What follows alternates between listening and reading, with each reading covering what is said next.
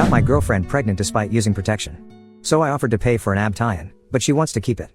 Now she's begging me to stay and be a father, but I'm signing away my rights. I, 25M, had been with my now ex, 23F, for a little over 3 months. I always made sure we used lots of precaution when having sex. She was on birth control and I always used condoms. I wanted to avoid a child. I have known for a long time that I do not want children. I find them annoying and they would severely limit my ability to do the things I enjoy, traveling, outdoor stuff, etc. Unfortunately for me, my ex didn't have her period when she was supposed to, and it turns out she's now pregnant. She came to me and told me she was pregnant. The first thing I did was suggest an abortion. We don't live in a state where it's legal, so I offered to pay for her flight and hotel and told her I'd be happy to come with her to get it done. I have a stable job and make good money, so it wouldn't be too much of a hit for me. She works as a receptionist and doesn't make a lot, so I figured it would be better for me to pay. That's when she told me she was hoping to keep it and that she wanted me to help her raise the kid as its father. I have no intention of being a father. Beyond just my dislike of children, I'm not ready for that. I made it very clear that I didn't want the baby, but she kept insisting that I'd have a change of heart once it's born and to just try it out. After a long exchange, I told her that if she intended to keep the baby, I would not act as a father. I broke up with her and told her that I would pay child support once it's born, but that I expect her to respect my wishes and keep the child away from me. Since then, she's been frantically texting me, begging me to come back and telling me she'd forgive me. She sent me voicemails crying. It does hurt to see, but I haven't responded. The other day she texted me saying how she can't raise the kid alone and how I'm basically forcing her to get the abortion just by leaving. She called me an asshole, an abuser, and a sexist. She ended the text begging me to talk again. I certainly feel shitty. I really liked her and we had a good relationship before this, but I just don't want to be a father. I'm already bitter about the fact that I'll have to pay child support for 18 years, which will somewhat limit me financially. I also feel it isn't right for a parent who doesn't want their child to be involved.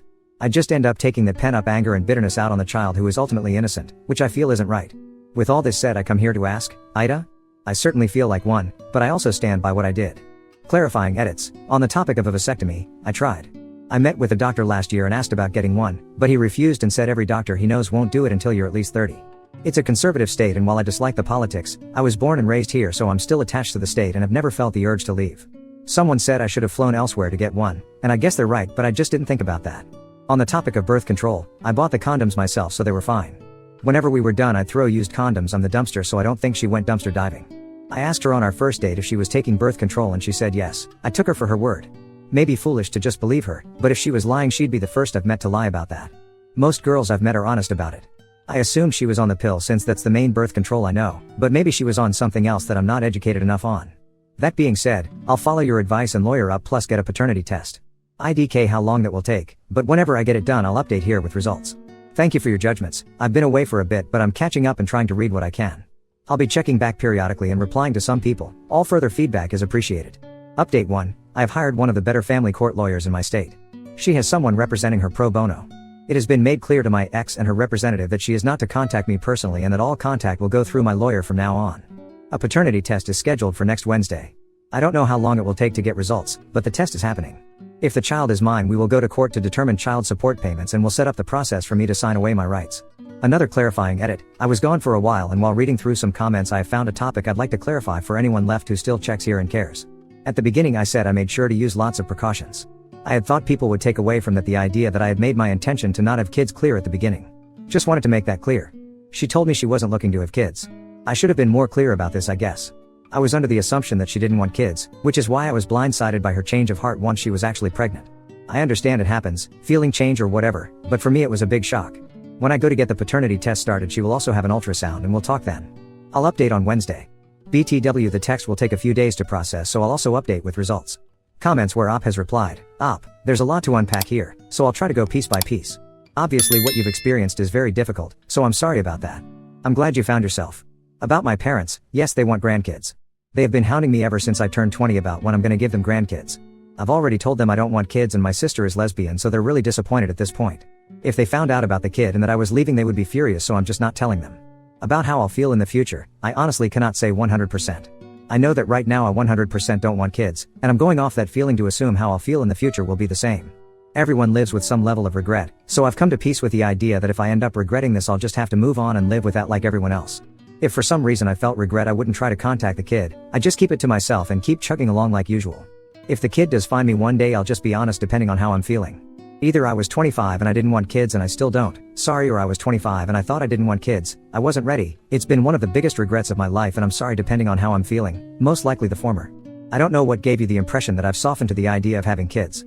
I still firmly don't want kids. I just feel pity for the child, cause it isn't really their fault. I don't exactly feel good about leaving the child on a moral level, but on a personal level of what is best for me I feel very confident in leaving. It's certainly a selfish decision, but I've been very upfront with the fact that I'm a selfish person. I feel bad about it, but I'm putting myself and my own personal needs first in this situation by doing what I think is best for me. Apprehensive_cactus, it's extremely unlikely then she would give up the baby once she's already got the child in her arms and goes through the process. It's extremely emotional and we're wired to take care of our young. Chances of her giving up the baby are like 2%. She really needs to stop hoping you're all going to be a happy family someday because this is awful for her self-esteem. She can be happy as a single mother, even if it's very hard. Does she have family willing to help? Her own parents? Motherhood is a huge adjustment and doing it with zero support is awful. PPD is not a joke. She can totally do this without you, but it would be a lot better if she had at least some support from her family. I don't know that much about her family, haven't met them, just heard bits and pieces. Apparently her dad has some drinking issues and her mom is pretty closed off. They live in a different city too. That's about the extent of what I know, but I doubt they'd be able to help her much. Alternative_at5613, I would consider locking down that pathway before she realizes it could lead to your mom. You know, blocking her before she sees your mom comment on a post and making everything go through a lawyer. By the sounds of it, if she makes contact with them, it sounds they definitely take her side the matter. You definitely have contact with your ex and her child because your family will be involved. I'm not saying you need them, but I feel like within 18 years they'll know, especially considering how the at-home DNA test and programs are. Either way, that doesn't change my mind on you. You're making right call here and now balls in your ex's court. I don't know if you're considering moving cities, but if you should, to increase the odds of you having no contact. I live near and work in a city of 1.5 million people and I still have made contact with people I never thought I would again. I don't have a Facebook so my mom doesn't comment on my posts, but I'll take the advice and block my ex.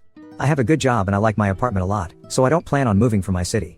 Even if I see them, I plan to get some sort of legal agreement signed through my lawyer prohibiting direct contact, so hopefully they just have to ignore me if they saw me. Update 2, sorry for the lateness, but I got the test done and the results are in. The baby is a girl and is indeed mine. When I saw my ex I had a talk with her. We talked about birth control, and she told me she was on birth control and had no intention of having children, but once she found out she was pregnant she changed her mind. I believe her. She was hopeful that I would come around to that perspective, so I made it very clear that I will not be part of the child's life and gave her 3 options. Option 1, get an abortion in any state of her choosing and I'll pay for her to stay there for a week, so she could basically take a vacation to Hawaii or NYC or LA on my dime, but I need to come with and get confirmation that she had the abortion. Option 2, put the child up for adoption and I'll pay for all the medical expenses that come with having a child. Option 3, keep the child and I pay my court-ordered child support, sign away my parental rights, have my name taken off the birth certificate, and have absolutely zero involvement with her or the child beyond my monthly payments. It was a tough conversation and she didn't take it well. She ended up crying for a while. She kept telling me that I would be a loving and kind dad, asking me to try fatherhood and think about how well our relationship was going before this happened, and to imagine our future together with a daughter. I told her I'm still firmly against fatherhood and she was devastated. She refuses to get an abortion, but is scared to be a single mother at 23 even though she wants the child. She told me that if I'm with her during the birth, see and hold the child, but still feel nothing for the baby after all, that then she will consider adoption. She also said if I change my mind about fatherhood she will be waiting with open arms to enjoy parenthood together as a loving family and would hope I'd propose. I have made it very clear I don't want any involvement. I'm not sure what I should do since I would prefer for the baby to be put up for adoption rather than have to pay child support for 18 long years, but I also don't want to be around the baby at all or present during the birth. Advice is appreciated. Update 3, finally back with another update. Over the past few days I've gotten a new influx of advice. Some of this advice has been helpful or interesting. Some really good ideas were given to me, so I set up a lunch with my ex yesterday and we had a long and productive chat. It was the first time we had talked in over a month, all our communication had been through lawyers. I decided the best way to ensure the conversation was productive was to set ground rules and make sure we were operating from reality. Both of us haven't been being realistic. I told her that I was giving up on abortion or adoption. It was what I wanted, but I already know it isn't gonna happen at this point. My ex wants the baby, I know she does, and I told her I know. I won't be bringing up abortion or adoption to her again, it just isn't worthwhile. I have to work within reality, and at this point that means under the assumption that she will keep the baby. I also told her it's time for her to give up on me. I made it very clear to her that I will not be getting back together with her no matter what, even if she aborts the baby. She will never have the happy family with me that she wants. I made it clear she needs to drop the idea because it won't happen and it makes it impossible to find any real solutions to this situation. She acknowledged that there will be no happy family between us. I think reality has finally set in for both of us at this point. Nobody is going to get what they want, so it's time to compromise. The new goal that we have agreed upon is this: provide my ex and our daughter with the support that they desperately need right now while also allowing me to have zero involvement with raising the child. In other words, I will not be involved in raising the child whatsoever, but will try to give my ex the resources she needs to make sure the child has a good life. I won't be in the delivery room and I will never see her, I will simply provide money. My ex has $25K in student debt that she needs to pay off. She is only making around $60K/year from her job, and she will be a single mother, which means child expenses and such. By contrast, I only have around $10K in student debt left to pay off, and after a little over 2 years working at the company I'm at, I just got a promotion and significant pay raise, so I'm now making roughly $150K/year. Additionally, there is plenty of room for further growth in my field, with income growth potential all the way up to $325K/year, although that is still pretty far off in the future. I don't say any of this to brag, just to put our situations in perspective. I'll have all my debts paid off by the end of 2025, plus I've been setting aside money into a savings account and investment funds. What I'm trying to say is I have money and she doesn't, so I will be making up for my lack of presence with significant financial support. I would prefer to avoid court, so I worked with my ex to find a fair monetary support system. All of what comes next is a handshake agreement between the two of us. If someone has a problem, they can go to court and determine child support that way. We talked for a while about what a fair payment system would look like, and this is what we decided on. I will pay for all of my ex's medical expenses that come with her carrying the baby, including doctor's visits and hospital bills. When the baby is born, I will pay my ex $2K/month in child support to pay for the child's expenses. This will leave my ex with breathing room and allow her to continue paying off her student debt. We don't have exact math, but our estimate we found using phone calculators was that it would probably take her between 6 to 8 more years to pay off all her student debt. Once she has paid all her debt off, the monthly child support payment will drop to $1K/month. If my ex finds a man who she marries and takes on the role of a father to the child, then my child support payments will stop, since he will be able to provide an extra income stream. Additionally, I will create a savings account that my ex will be able to see. Starting the day the baby is born, I will deposit $500 into the account. I will then deposit $500 into the account on the first day of the month, every month, until the girl turns 18. At that point, she will be given access to the account as a college fund. Based on the math we did, the account will have roughly $108,000 in it, not including interest. I don't know how much college will cost by then, but that should be a significant help for her to pay for college. If she decides not to go to college, I will empty the fund into my personal savings account, so she only gets the money if she attends college. The fund has another condition on it, but I'll get to that later. Beyond money, my ex and the child will need emotional support. This is where my lovely sister comes in. She and her wife love kids. They had been looking into adoption for a few months now. Based on another comment I got, which I cannot find anymore and it's driving me crazy, I think whoever wrote it deleted it, from a woman whose brother was in a similar situation. The woman decided to take on an active role and helped his ex raise the child of her own volition because she liked kids. Knowing my sister was already interested in raising a child with her wife, I reached out and asked her if she would be interested in helping my ex. She was very excited about the prospect if my ex wouldn't have her. I asked my ex what she thought and she said yes. My sister and her wife will act as a support system for my ex. When they have time, they will help my ex with things like babysitting, giving her any advice she needs, or just being there for her to talk to. They'll also be extra family for the child, helping make things like birthdays and holidays special.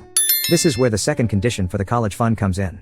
As I'm sure you've noticed, my sister is lesbian. I've gotten many questions asking why I don't want my parents involved with the child. Let me answer them. My sister came out at 14. From then on, she was the scum of the earth in our house. My parents are extremely religious and very homophobic, so as soon as she came out, they hated her. No more birthdays, no more Christmas, no more family dinners. They gave her the absolute bare minimum necessities to survive and then left her alone otherwise. Obviously, it was extremely toxic. What they did was awful, and my sister has rightly gone no contact with them. My second condition for the college fund is that my ex cannot tell them about the child or let them meet her. What they want most in the world is grandchildren, and I will not give them that joy. My ex has my sister's help and support, so she doesn't need my parents. I made it clear that if I ever find out about her visiting them with the child, there will be no college fund. Finally, I want to talk about me writing a letter. Based on advice from someone whose father came back and then left, they told me not to come back but to write a letter to my daughter as closure. I don't want to come back, so I thought it was a great idea. The letter will explain why I'm not around in this whole situation. I'm going to be truthful but try to also be gentle in the letter. The goal is to make it clear that I didn't leave because of a particular hatred towards her, but just because I never wanted to be a father in the first place. I'll also include something about how hard her mother tried to make me reconsider and how much her mother loves her. I'll end it by wishing her good luck in life. The letter will be officially notarized and will be signed by both me and my ex. When she turns 18, if she has questions about me and wants them answered, my ex will give her the letter. If the letter still can't satisfy her and she wants further answers, I've given permission for her to talk to me in person. I feel I owe it to her to answer her questions in person if that's what she needs for closure. My ex also felt strongly about wanting my name on the birth certificate, so I've agreed to that. In summary, my ex will keep the child, I will provide child support payments, I will provide a college fund on the condition that the child goes to college and my parents are never involved in this situation. My sister and her wife will help my ex by acting as an extra support system for her, and I will write a letter to my daughter explaining why I am not present that will be given to her only if she wants it as a way for her to gain closure. Full thing won't post in comments, so I'll post it in chunks. BTW, this will likely be my last update. Things are mostly figured out. Thank you for all the advice and help. Also, for anyone who hasn't seen, I'll be getting a vasectomy in Colorado in February 2024. I'd already said so, but I'll put it here too. Ops text below the screenshots. I wrote out this whole update on Reddit and was given error messages saying it couldn't be posted, so I copy and pasted it and then screenshot it. Sorry it's inconvenient, but this is the only way I could post this. I've split the paragraphs up and they are in order so hopefully it isn't too annoying to read. I'll also post the full text in the comments if Reddit will allow me to. Update 4. Happy holidays to everyone. Hope you're having a nice winter. Short and boring update. I got our terms from update 3 written up into a contract and X is signed. Some minor changes have been made which I will outline. Some things weren't legally enforceable so those have remained part of a handshake agreement. The basic contract is I have 0 visitation rights and will never be allowed visitation rights, but X also has make active efforts to keep the child away from me. I will be paying for her medical care during the pregnancy process. We decided to adjust the payment system. I will be paying 1.5k/month in child support and an additional 500 will be added in support for every 50k my salary increases by, currently 150k, capping out at 500k for a max support payment at 5k/month. The handshake part of the agreement is the college fund in exchange for not notifying my parents of their granddaughter's existence. The college fund will be monitored by my sister. I deposit $500 per month until the kid turns 18, then the fund is made available to her if she is going to college or trade school. If she decides to forego higher education she will instead receive a flat sum of 27k, roughly 1/4 of the total fund, and the remainder of the fund will go back to me. We scrapped the idea of a letter. If she wants to see me when she's 18 she'll have to come find me. I decided it's best to make it slightly higher barrier to finding me. My sister will still be involved in helping X with her parenting of the child and they have chosen to make the girl aware that my sister is her aunt. Shit is pretty much settled. X is pretty far into pregnancy at this point and everything is worked out. Sorry to disappoint everyone who still wanted me to step up and be a present father, that is never happening. Comments where Op has replied. Commentator asks about the role Oop's sister will be doing in the entire situation and the parental rights, boundaries, and contacts with the X/the child's mother. Oop, sister isn't a middleman, she won't be giving me any information about the kid because she knows I don't want to hear it. She can be as involved or uninvolved as she wants, but when we are spending together we won't talk about the kid. I'm paying her because it's either this contract or I go to court for child support and it's much easier to set it up through a contract than it is to do it through court, plus I feel I got decently favorable terms. I guess I could flee the country if I really didn't want to pay, but that's such a pain in the ass. I'm gonna sign away my parental rights, but that really means nothing. In my state you still have to do child support if you sign your rights away. It's more just a symbolic thing to make sure I don't have to ever have custody. Sometimes courts can force a father who doesn't sign his rights away to take custody in certain situations. Also makes it so that if something happens to my ex the kid won't fall to me. X's ultimate goal is a happy family, so if she can find a guy she likes the goal is to marry him. If he wants to he can adopt the child, that's gonna be his choice. If he adopts her then my payments cease but the handshake agreement for the college fund continues. If he doesn't adopt her the funds continue. Beyond monthly payments I will have 0 contact with my ex. I don't plan on showing my financials to anyone I date in the future. If I find someone I'd want to marry then I'd come out and say what is going on, but I don't plan on disclosing it until very late into relationships. If it's a deal breaker and it ends the relationship then I'll find someone else. IDK what I'll say if she finds me. I'd hope she never feels the need. If she does I'll probably just be straight up and tell her I never wanted kids to begin with. It's nothing against her specifically, I was just against the idea of ever having kids. I will not remain in contact with her if she comes to visit. The plan would be that she can talk or vent or ask as many questions as she wants and then move on for good. I don't want a sustained relationship, so it's gonna be a one-time thing. Krola, if the girl knows your sister is her aunt, she will quickly figure out you are probably her dad once she's online. Oop, hopefully my ex will be smart enough to know that kids don't belong on social media. I wasn't given a phone till I was 13 and it had heavy restrictions. I wasn't able to make any social media accounts until I was 18. For as annoying and conservative as my parents were, this was one of the very few things they ever did right. Children don't belong on social media until they are 18. If my ex doesn't raise the kid like this that's fine, but my sister and I have already talked about this. The plan is that once she gets a social media account my sister will share it with me and I'll block her immediately so she can't contact me through social media.